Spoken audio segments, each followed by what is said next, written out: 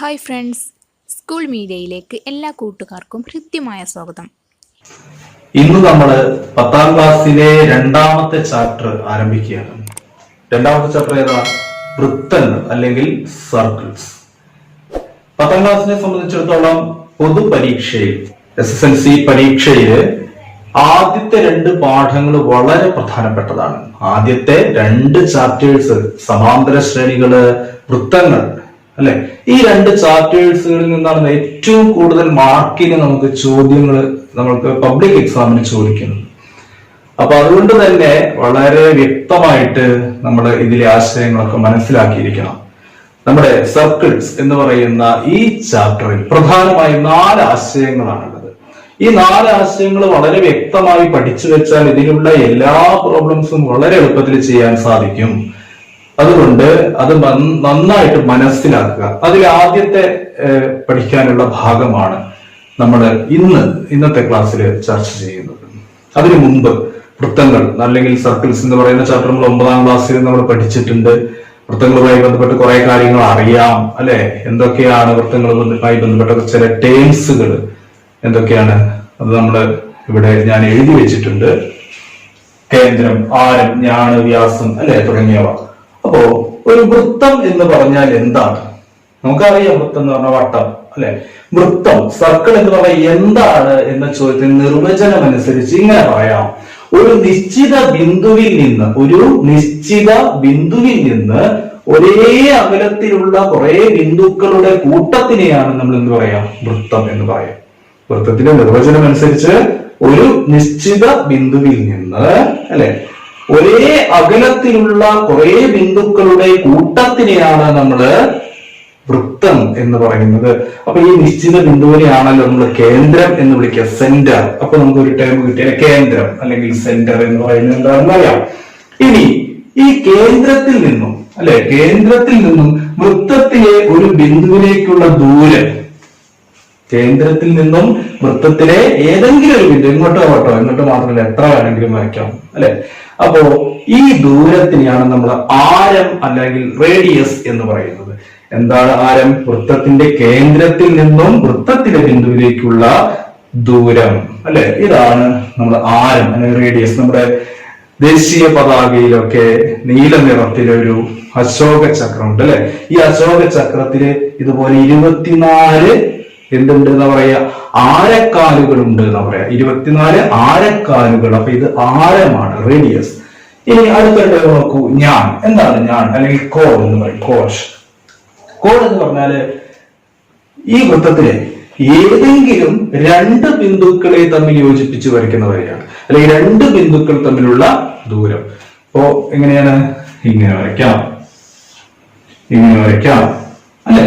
അപ്പൊ വൃത്തത്തിലെ ഏതെങ്കിലും 2 ബിന്ദുക്കളെ തമ്മിൽ യോജിപ്പിച്ചുകൊണ്ട് വരയ്ക്കാണ് നമ്മൾ എന്ത് പറയുന്നത്? ഞാൻ അല്ലെങ്കിൽ കോഡ് എന്ന് പറയാ.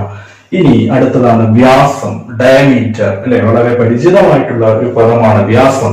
വ്യാസം എന്ന് പറഞ്ഞാൽ എന്താ? നമ്മുടെ ഈ ഞാണുകൾ, നമുക്കിവിടെ ഒരു വൃത്തത്തിൽ എത്ര ഞാണുകൾ വേണമെങ്കിലും വരയ്ക്കാം, അല്ലെ? ഇത് ഞാനാണ്, എത്ര ഞാണുകൾ വേണമെങ്കിലും വരയ്ക്കാം. ഈ ഞാൻ വരയ്ക്കുന്നത് കേന്ദ്രത്തിലൂടെയാണെങ്കിൽ, ഉദാഹരണം നോക്കിയേ, എന്താ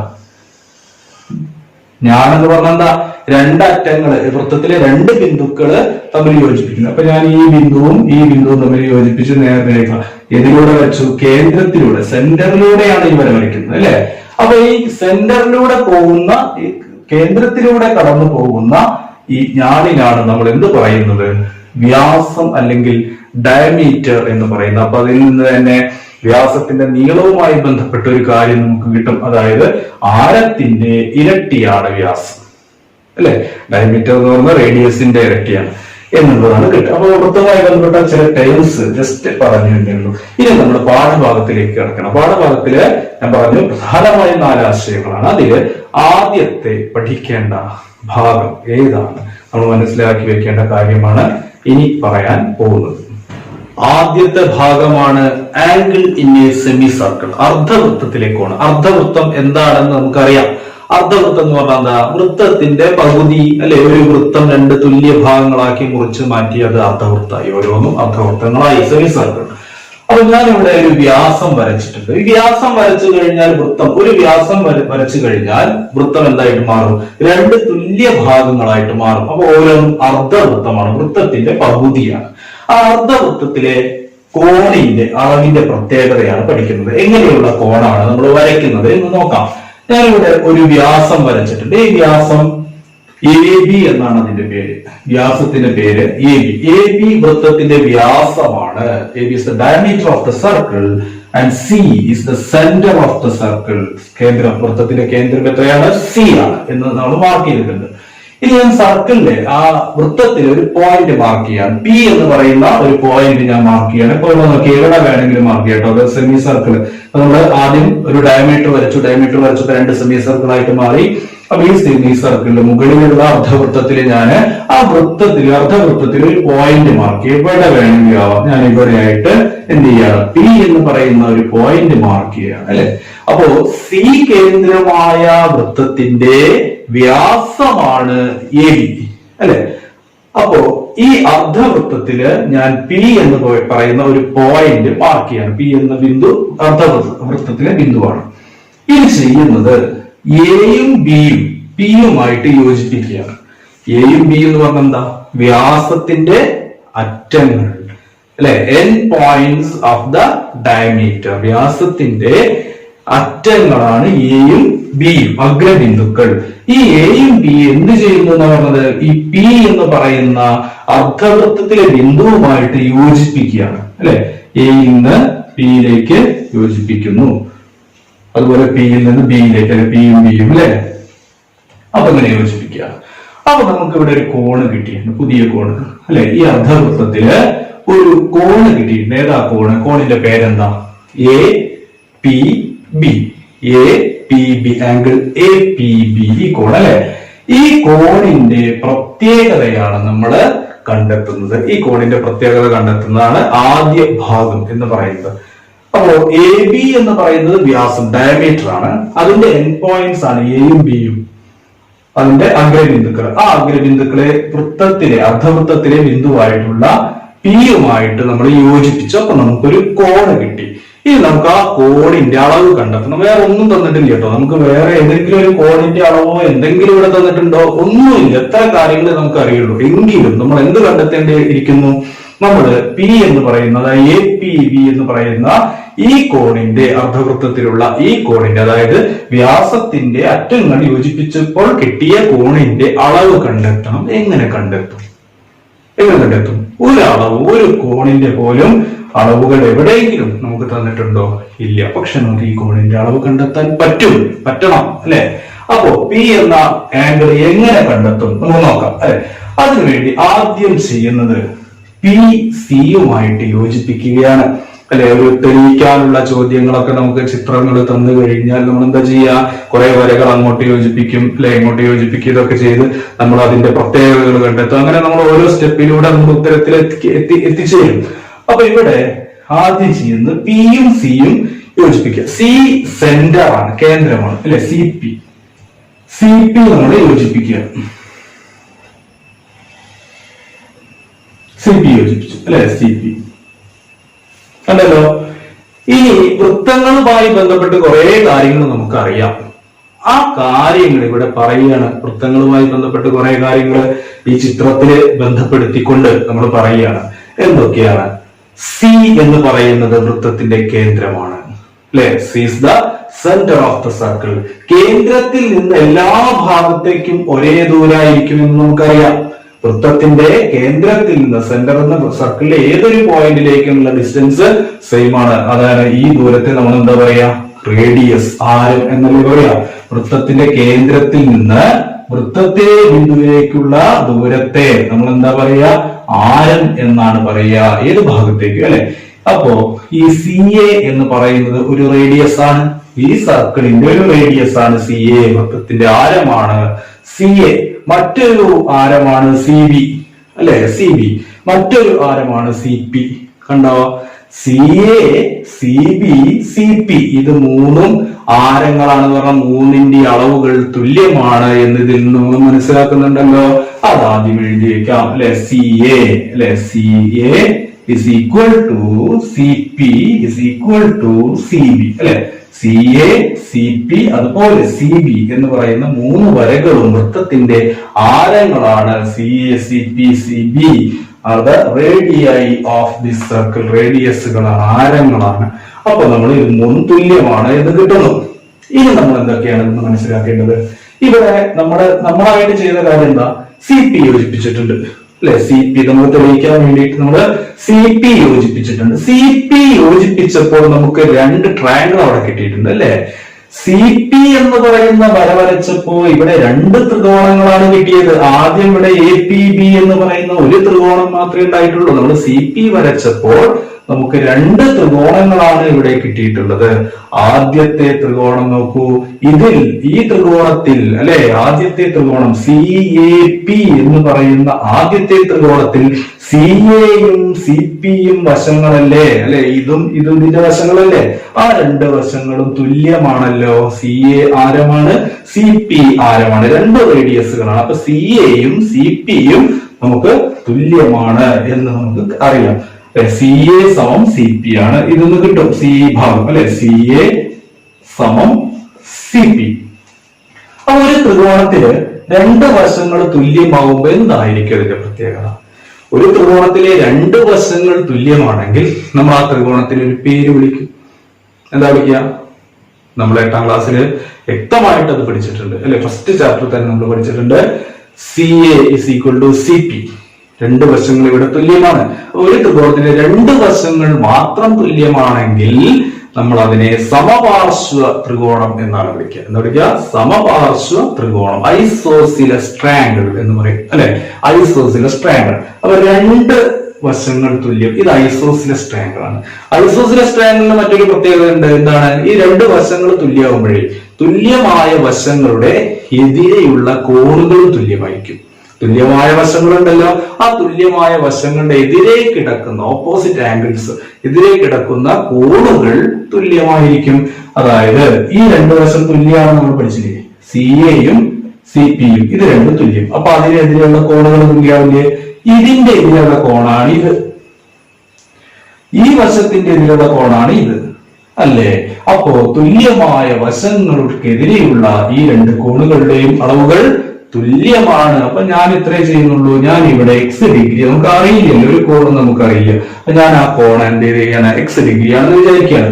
അപ്പൊ ഈ കോൺ എത്ര ഡിഗ്രിയാവും? X ഡിഗ്രിയാവും. അപ്പൊ രണ്ട് ആംഗിൾ കിട്ടി അല്ലെ. വേരിയബിൾ ചരം ഉപയോഗിച്ചിട്ടാണെങ്കിലും അക്ഷരം ഉപയോഗിച്ചിട്ടാണെങ്കിലും നമുക്ക് എന്ത് കിട്ടി?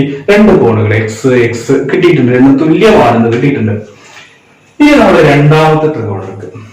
രണ്ടാമത്തെ ഏതാണ്? CPB എന്ന് പറയുന്ന രണ്ടാമത്തെ ത്രികോണം.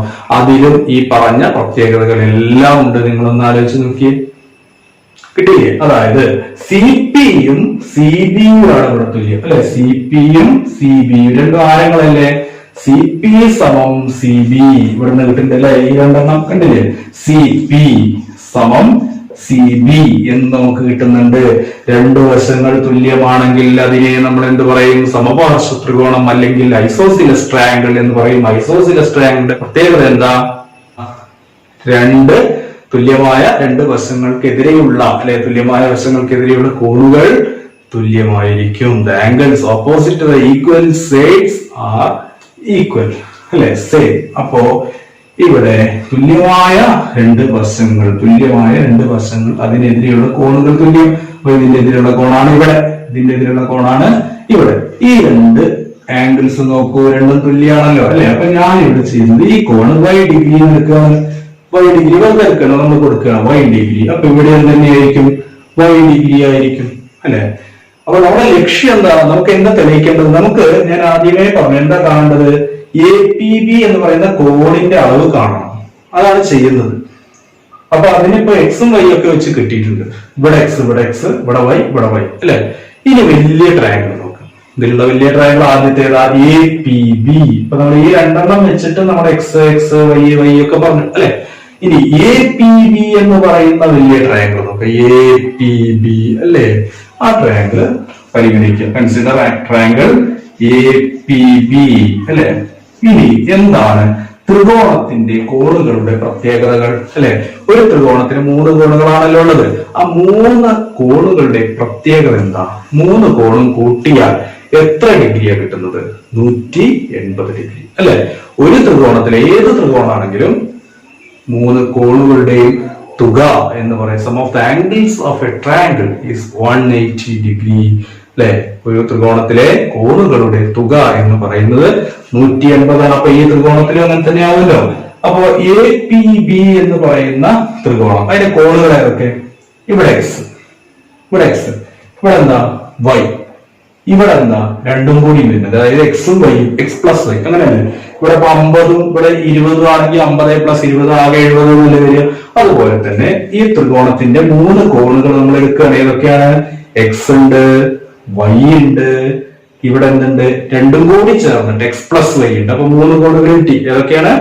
X, y, x plus y. അത് 3ഉം കൂട്ടി എത്ര കിട്ടണം? 180 കിട്ടണം. ചെയ്ത് നോക്കാം അല്ലെ. അപ്പൊ ഞാൻ ഇവിടെ ചെയ്യുന്നുണ്ട്. ആദ്യത്തെ കോൺ ഏതാ? എക്സ്. അതിനോട് കൂടി കൂട്ടുകയാണ് രണ്ടാമത്തെ കോൺ ഏതാണ്? വൈ. അതിനോട് കൂടി കൂട്ടുകയാണ് മൂന്നാമത്തെ കോൺ. മൂന്നാമത്തെ കോൺ പറഞ്ഞാൽ രണ്ടും കൂടി ചേർന്നതാണ് എക്സ് പ്ലസ് വൈ അല്ലെ. X plus y, x plus y. ഇതൊക്കെ കൂടി കൂട്ടി എത്ര കിട്ടുന്ന പറഞ്ഞത്? 180 ഡിഗ്രി കിട്ടും അല്ലെ. 180. ഇനി ഒന്ന് ചെയ്ത് നോക്കുക. ഒരേപോലെയുള്ള പദങ്ങളാണ് എക്സും എക്സും അല്ലെ. എക്സ് പ്ലസ് എക്സ് എന്നാണ്. എക്സ് പ്ലസ് എക്സ്, എക്സും എക്സും കൂട്ടിയാൽ എത്ര കിട്ടുന്നത്? 2x ആവും. X plus x, 2x, 2x. Y plus y, വൈയും വൈയും കൂട്ടിയാൽ 2y ആവില്ലേ? 2y plus 2y. അപ്പൊ എന്താ കിട്ടിയത്? 2x plus 2y is equal to എത്രയാണ്? 180 degree. 2x plus 2y is equal to 180 degree. ഇനി എങ്ങനെയാണ് ഇക്വേഷൻ സോൾവ് ചെയ്യുന്നത്? ഇവിടെ 2 കോമൺ ആണ് കണ്ടോ. രണ്ട് ഭാഗത്ത്, അതായത് 2x-ൽ 2 ഉണ്ട്, 2y-ൽ 2 ഉണ്ട്. 2 കോമൺ. ആ 2 നമ്മൾ ഔട്ട് സൈഡ് എടുക്കുക. കോമൺ ആയിട്ട് പൊതുവായിട്ടുള്ള 2നെ നമ്മൾ പുറത്തേക്ക് എടുക്കുക. ഇതിൽ 2 എടുത്താൽ ബാക്കി അവിടെ എന്താ ഉള്ളത്? എക്സ് ഉണ്ട്. ഇതിൽ 2 എടുത്താൽ ബാക്കി അവിടെ എന്താ ഉള്ളത്? വൈ ഉണ്ട് അല്ലെ. കോമൺ ആയിട്ട് 2 നമ്മൾ എന്ത് ചെയ്തു? സോറി, 2ൽ നിന്നും നമ്മൾ 2 പുറത്തേക്ക് എടുത്തു. 2 നമ്മൾ ഔട്ട് സൈഡ് എടുത്തു. അപ്പൊ ഇതിൽ എക്സ് ഉണ്ട്, ബാക്കി ഇതിൽ എന്തുണ്ട്? വൈ ഉണ്ട്. സമം അപ്പുറത്ത് എത്രയാണുള്ളത്? 180.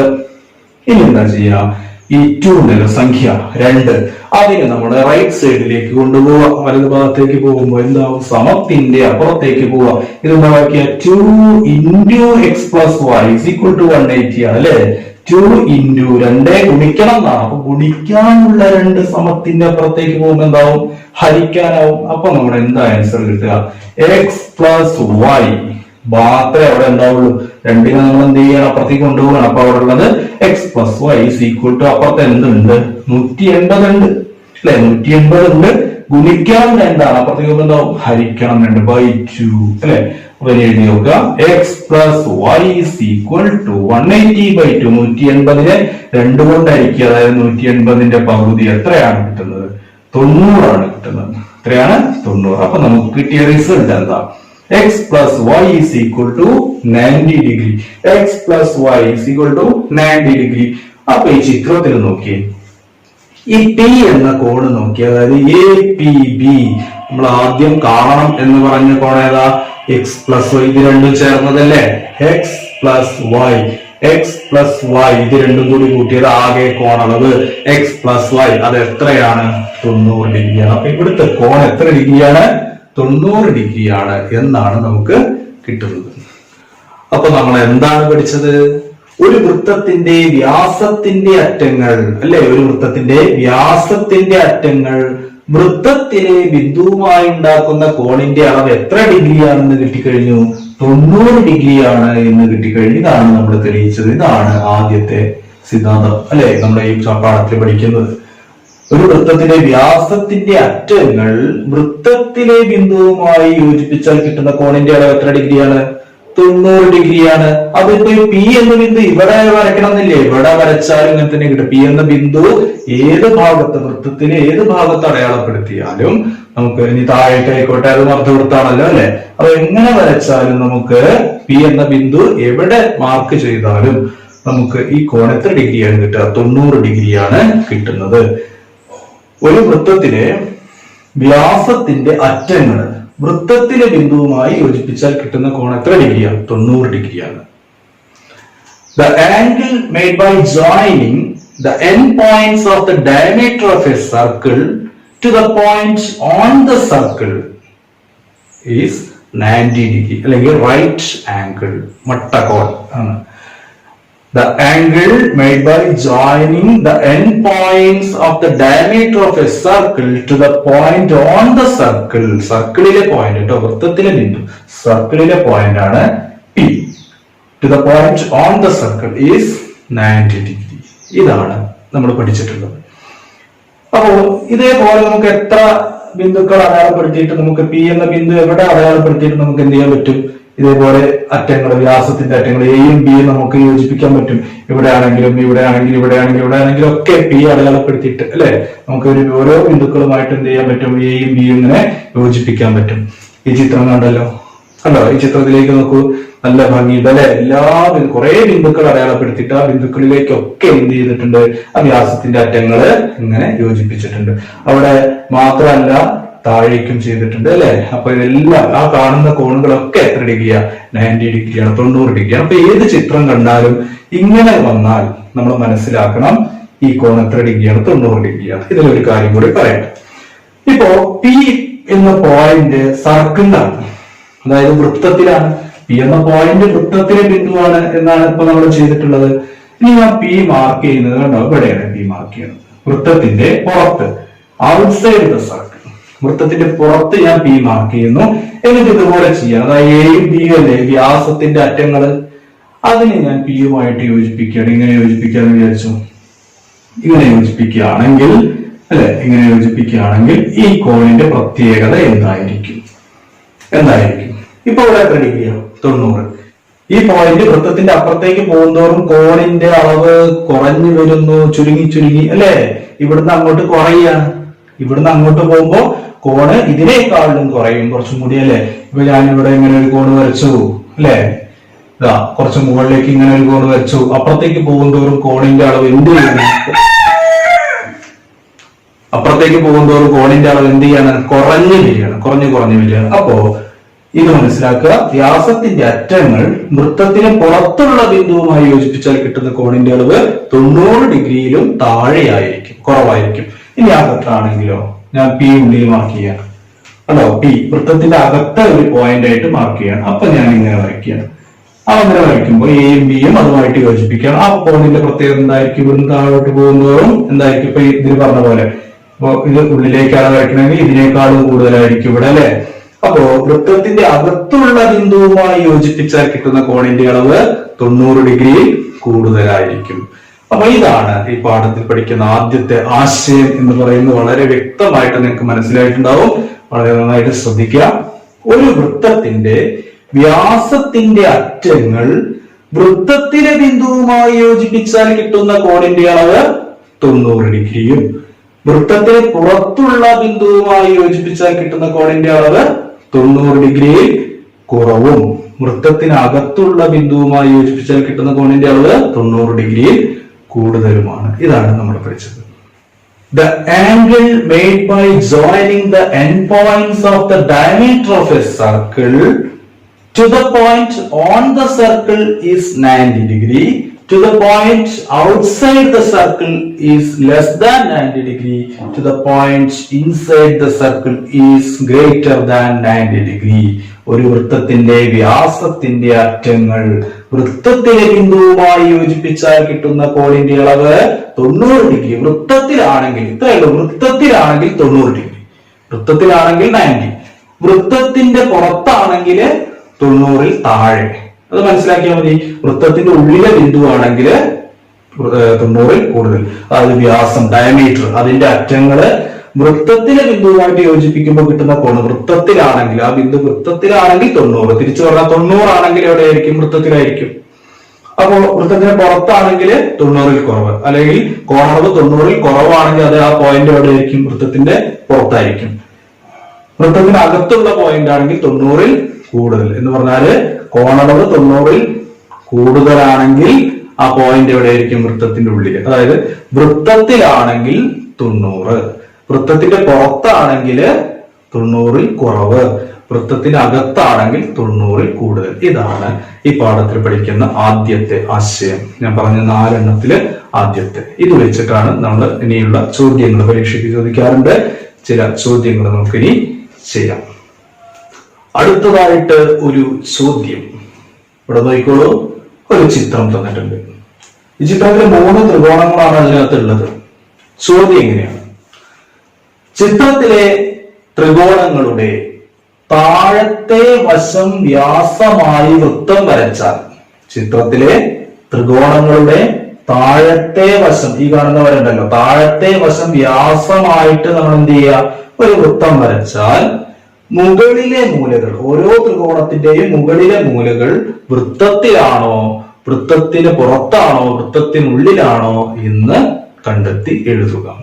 ഇതാണ് ചോദ്യം. If you draw a circle,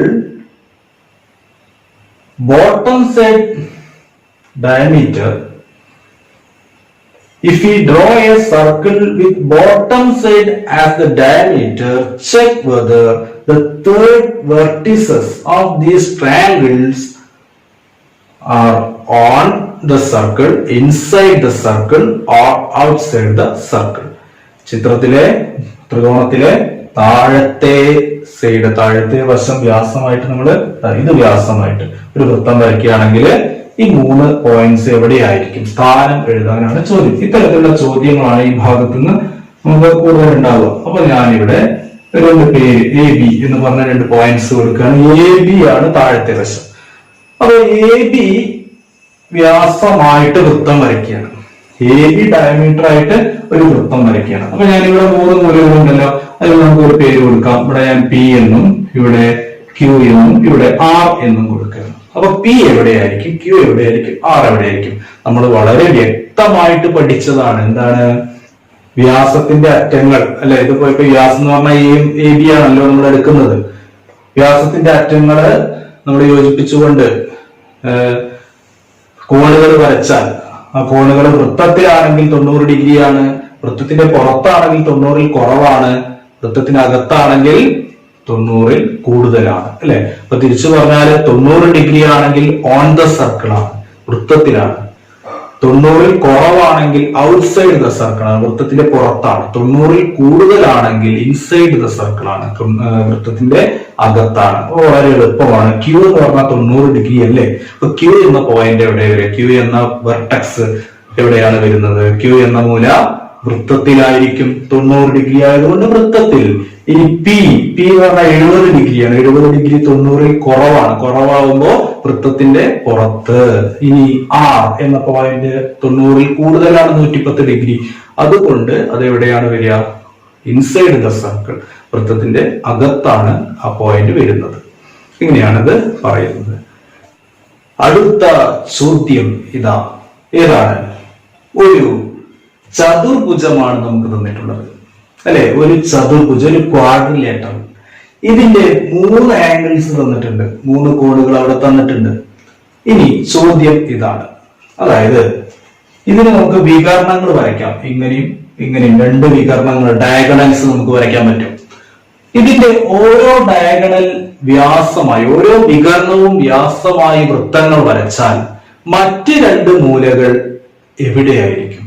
അതായത് വൃത്തത്തിലാണോ, വൃത്തത്തിന്റെ പുറത്താണോ, വൃത്തത്തിനകത്താണോ എന്ന് എഴുതണം. അതായത് ഒരു ഡയഗണൽ, ഇപ്പൊ ഞാനിവിടെ ഡയഗണൽ പേര് കൊടുക്കാം നമുക്ക്. ABCD. AC വ്യാസമായിട്ട്, AC ഒരു വികരണമല്ല, ഒരു ഡയഗണലാണ് AC അല്ലെ? AC വ്യാസമായിട്ട്, ഡയമീറ്റർ ആയിട്ട് നമ്മൾ ഒരു സർക്കിൾ വരയ്ക്കുകയാണ്. അപ്പൊ AC ഇങ്ങനെ വരും. അപ്പൊ ഇവിടെ വരയ്ക്കുകയാണെങ്കിൽ ഇങ്ങനെ. അപ്പൊ AC വ്യാസമായിട്ട് ഒരു സർക്കിൾ ഇങ്ങനെ വരയ്ക്കുകയാണ്. ആ സർക്കിൾ ഇങ്ങനെ വരയ്ക്കുമ്പോ എന്ത് ചെയ്യാണ്? ഇതിന്റെ സ്ഥാനം, ഈ ഭാഗം എവിടെയായിരിക്കും? ഇപ്പൊ ഇതാണ് വ്യാസം എടുത്തിട്ടുള്ളത്. അപ്പൊ മറ്റ് 2 മൂലകൾ എവിടെയായിരിക്കും എന്ന് എഴുതണം. ഇത് തിരിച്ചടുത്തത് എടുക്കുകയാണെങ്കിലോ ഇങ്ങനെയാണ് വരിക. അടുത്ത ഡയഗണൽ അത് വ്യാസമായിട്ട് വൃത്തം വരയ്ക്കുമ്പോ മറ്റുള്ളത് എവിടേക്കാണ് വരിക അല്ലെ? അപ്പൊ എങ്ങനെയാണ് ചോദ്യം? മറ്റു 2 എണ്ണം. അപ്പൊ ഇവിടെ AC വ്യാസമായിട്ട് വൃത്തം വരച്ചാൽ അല്ലെ, അതിന്റെ മറ്റു മൂലകൾ ഏതൊക്കെയാണ്? ബിയും ഡിയും. ആ ബിയും ഡിയും എവിടെയാണ് വരുന്നത് എന്നാണ് നമുക്ക് അറിയേണ്ടത്. നമ്മൾ അറിയേണ്ടത് അങ്ങനെയാണ്. അപ്പൊ ഇതില് നമ്മൾ ചെയ്യുന്നത് 3 കോണുകളെ തന്നിട്ടുള്ളൂ. നമുക്ക് ആ കോണളവ് അറിയാമെങ്കിൽ നമുക്ക് എവിടെയാണെന്ന് പറയാലോ. ഇവിടെ ഈ കോണ് കണ്ടെത്തണം. 3 കോണുകൾ തന്നിട്ടുണ്ട്, 4ാമത്തെ കോണ് കണ്ടെത്തണം. ഒരു ചതുർഭുജത്തിന്റെ കോണുകൾ കൂട്ടിയാൽ 4 കോണുകൾ കൂട്ടിയാൽ 360 ഡിഗ്രിയാണ്. Sum of angles of a quadrilateral is 180 degree അല്ലെ. 4 കൂട്ടിയ 360 കിട്ടണം. 360 കിട്ടണമെങ്കിൽ ഇതെങ്ങനെ കാണും? ഇത് 3 കൂടി കൂട്ടിയിട്ട് 360 കുറച്ചാ പോരെ. 4 കോണുകളും കൂട്ടിയാൽ 360 കിട്ടും അല്ലെ. അപ്പൊ ഈ 3 എണ്ണം കൂടി ആകെ എത്രയാണോ അത് 360 നിന്ന് കുറച്ച് ഇവിടെ കിട്ടും. ഇവിടെ 105, 110, 55 ഇത് 3ഉം കൂട്ടുക. 105ഉം 110ഉം 55ഉം കൂട്ടിക്കഴിഞ്ഞാൽ നമുക്ക് എത്ര കിട്ടും? 270 കിട്ടും. ഇത് 3ഉം കൂടി കൂട്ടിയാൽ നമുക്ക് എത്ര കിട്ടുന്നത്? 270. അപ്പൊ 360ൽ നിന്ന് നമ്മൾ എന്ത് ചെയ്താൽ മതി? 270 കുറച്ചാൽ മതി. 270 കുറയ്ക്കുമ്പോൾ നമുക്ക് ഈ കോൺ എത്ര ഡിഗ്രി ആണെന്ന് കിട്ടും? 90 ഡിഗ്രി ആണെന്ന് കിട്ടുന്നു. എത്രയാണ്? 90. 360ൽ നിന്ന് 270 നമ്മള് കുറയ്ക്കുന്നു. അപ്പൊ നമുക്ക് ഈ കോണ് 90 ഡിഗ്രി ആണെന്ന് കിട്ടുന്നു.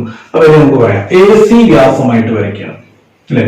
AC വ്യാസമായിട്ട് ഒരു സർക്കിൾ വൃത്തം വരയ്ക്കുകയാണെങ്കിൽ ബിയും ബി എവിടെയായിരിക്കും? ബി എന്ന് പറഞ്ഞാൽ കണ്ടോ 55 ഡിഗ്രിയാണ്.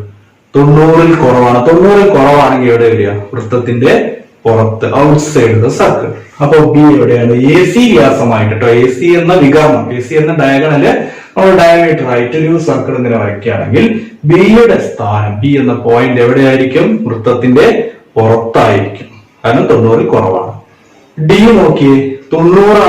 90ആണെങ്കിൽ എവിടെ വരിക? വൃത്തത്തിലാണ്, on the circle. D is on the circle. അത് കഴിഞ്ഞു. ഇനി നമ്മൾ അടുത്ത ഡയഗ്രം ഒരു വികരണം കൂടി ഉണ്ട്. ഏതാണ്? B D. ബി ഡി എന്ന് പറയുന്ന വികരണം വ്യാസമായി വൃത്തം വരച്ചാൽ ബി ഡി എന്ന ഡയഗണല് ഡയമീറ്റർ ആയിട്ട് നമ്മളൊരു സർക്കിൾ വരയ്ക്കുകയാണെങ്കിൽ മറ്റ് 2 എണ്ണം ഏതൊക്കെയാണ്? എയും സിയും എവിടെയായിരിക്കും? ഒരു സംശയവും വേണ്ട. എ 90ൽ കൂടുതലാണ്, സിയും 90ൽ കൂടുതലാണ്, 2 കോണുകളും 90ൽ കൂടുതലാണ്. എന്ന് പറഞ്ഞാൽ 90ൽ കൂടുതലാവുമ്പോൾ എവിടെ വരിക? സർക്കിളിന്റെ ഉള്ളിലാണ് വരിക. അപ്പൊ എയും സിയും 2 കോണുകളും 90ൽ കൂടുതലാണ്. അതുകൊണ്ട് എ എന്ന പോയിന്റ് അതെ, സി എന്ന പോയിന്റ് അതെ. 2 പോയിന്റ്സ് എവിടെയാണ് വരുന്നത്? അതിന്റെ സ്ഥാനം എവിടെയാണ്? ഇൻസൈഡ് ദ സർക്കിൾ ആണ്, വൃത്തത്തിന്റെ ഉള്ളിലാണ്. കാരണം എന്താണ്? ഇത് രണ്ടും കോണളവുകൾ 90 ഡിഗ്രിയിലും കൂടുതലാണ്. വ്യക്തമായി കാണുമെന്ന് മനസ്സിലാക്കും. മറ്റൊരു ചോദ്യം കൂടി, അതായത് ഇവിടെ കണ്ടോ 2 സർക്കിൾസ് ആണ് വരച്ചിട്ടുള്ളത്. 2 വൃത്തങ്ങൾ ഇവിടെ വരച്ചിട്ടുണ്ട്. എന്തായിരിക്കും അതിന്റെ പ്രത്യേകത? നമുക്ക് നോക്കാം. ചോദ്യം ഇങ്ങനെയാണ് പറയുന്നത്. അതായത് വലിയ വൃത്തത്തിന്റെ വ്യാസമാണ് ഈ വര. അതായത് വലിയ വരല്ലേ ഈ വര, ഈ കാണുന്ന വര. ഈ വര വ്യാസമായിട്ട് വലിയ വൃത്തം വരച്ചിരിക്കുന്നു. ഇത് ഡയമീറ്റർ ആണ്, വലിയ സർക്കിളിന്റെ ഡയമീറ്റർ. ഇനി അതിന്റെ പകുതി വ്യാസമുള്ള വൃത്തമാണ് ചെറിയ വൃത്തം. അതായത് വലിയ വര ഉണ്ടല്ലോ, അതിന്റെ പകുതി എന്ന് പറഞ്ഞാൽ വലിയ വൃത്തത്തിന്റെ വ്യാസം ഡയമീറ്റർ എത്രയാണോ അതിന്റെ പകുതി വ്യാസമുള്ള വൃത്തമാണ് ചെറിയ വൃത്തം. എന്ന് പറഞ്ഞാൽ ഇത് കേന്ദ്രമാണ്. ഏതിന്റെ കേന്ദ്രമാണ്? ഏതിന്റെ കേന്ദ്രമാണ്? വലിയ വൃത്തത്തിന്റെ കേന്ദ്രം അല്ലേ. ഈ വര വ്യാസമായിട്ട് നമ്മൾ വലിയ വൃത്തം വരച്ചിട്ടുണ്ട്. ഇത് ഡയമീറ്റർ ആണ്, അതിന്റെ പകുതി വ്യാസമാണ് ചെറുത് അല്ലെ. അപ്പൊ അതായത് എന്താണ്? ഇത് കേന്ദ്രം. ഏതിന്റെ കേന്ദ്രം? വലിയ വൃത്തത്തിന്റെ കേന്ദ്രമാണ് ഇത് അല്ലെ. സി എന്ന് ഞാനാണ് പേര് കൊടുക്കുന്നത്. സി. ഈ 2 വൃത്തങ്ങൾ കൂട്ടിമുട്ടുന്ന ബിന്ദു ഉണ്ടല്ലോ അല്ലെ. ഈ 2 സർക്കിൾസ്, ചെറിയ സർക്കിളും വലിയ സർക്കിളും കൂടി മീറ്റ് ചെയ്യുന്ന ഈ പോയിന്റ്, ഈ പോയിന്റിൽ നിന്ന് നമ്മള് ഏത് കോഡ് വരച്ചാലും ഇപ്പൊ ഈ ചിത്രത്തിൽ കാണുന്ന പോലെ ഇതൊരു ഞാണാണ്, കോഡാണ്. കോഡ് നമ്മൾ നേരത്തെ പറഞ്ഞു. അപ്പൊ ഇങ്ങനെ ഏത് ഞാണ് വരച്ചാലും ഇവിടുന്ന് വരയ്ക്കേണ്ടത് കൂട്ടിമുട്ടുന്ന സ്ഥലത്ത് നിന്ന് ഇങ്ങനെ ഏത് കോഡ് വരച്ചാലും ആ കോഡിനെ, ഈ ചെറിയ സർക്കിൾ ഉണ്ടല്ലോ ഇങ്ങനെ കടന്നു പോകുന്നത്, ഈ ഞാണിനെ ഈ വൃത്തം, ചെറിയ വൃത്തം സമഭാഗം ചെയ്യുന്നു എന്ന് തെളിയിക്കുക. അതായത് ഈ സർക്കിൾ, ചെറിയ സർക്കിൾ എന്ത് ചെയ്യുന്നു? ഈ കോഡിനെ ബൈസെക്ട് ചെയ്യുന്നു. ബൈസെക്ട് ചെയ്ത് എന്ന് പ്രൂവ് ചെയ്യണം. ഉദാഹരണം പറഞ്ഞപ്പോ ഈ കോഡ്, ഈ ഞാണിന്റെ നീളം 10 സെന്റിമീറ്റർ ആണെന്ന് വിചാരിച്ചോ. അപ്പൊ എത്രയായിരിക്കും? ഇവിടെ 5ഉം ഇവിടെ 5ഉം ആയിരിക്കും. സമഭാഗം ചെയ്യും അല്ലെ. ഇവിടെ 8 സെന്റിമീറ്റർ ആണെങ്കിലോ ഇവിടെ 4ഉം ഇവിടെ 4ഉം ആയിരിക്കും.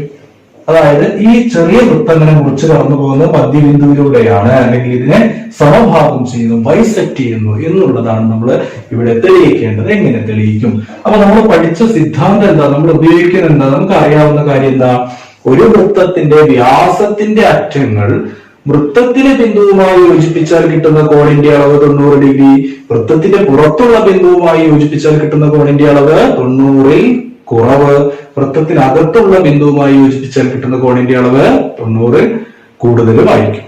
അല്ലെ? അതായത് the angle made by joining the end points of the diameter of a circle